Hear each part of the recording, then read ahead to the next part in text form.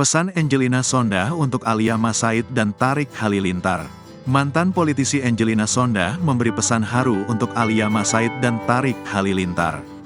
Mengingat kabar Alia Mas Said menikah tahun ini dengan Tarik Halilintar santer hingga ke Angelina Sondah.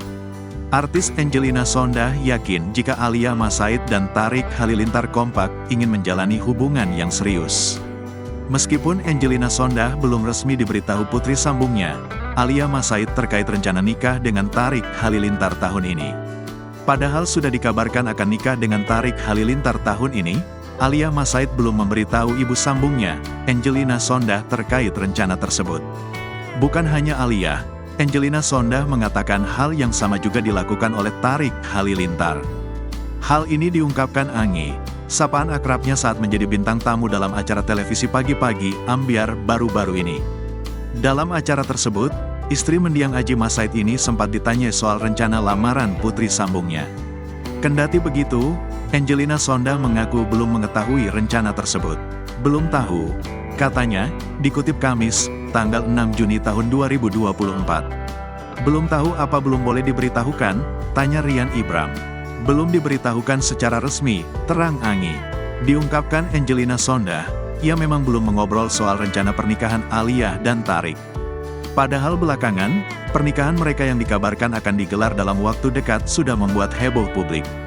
Meski belum dikabari, Angelina Sondah menyebut bahwa pasangan kekasih itu kompak ingin menjalin hubungan yang serius. Obrolan gak? Tapi kan kita bisa melihat gelagat orang serius. Saya melihat keseriusan dari pasangan ini, katanya. Ibunda Kanu Mas Said ini lantas memberikan pesan haru pada putri Aji Mas Said dari Reza Artamevia itu. Hidup pasti naik turun, hidup pasti tidak akan disukai semua orang, kata Angelina Sondah. Tapi kalau kalian sudah berhasil mencapai esensi hidup sesungguhnya keterikatan dengan pencipta, maka nggak akan ada lagi tantangan, tandasnya. Selain itu, mantan anggota DPR ini juga mengingatkan mereka untuk selalu bersikap tulus. Coba navigasi diri kalian dengan hati yang tulus, gak minta pengakuan orang, gak minta apa yang dunia ini harus berikan tapi berikan apa yang bisa kalian berikan kepada dunia ini. Artinya, unconditional, disitulah letak kebahagiaan, pesannya.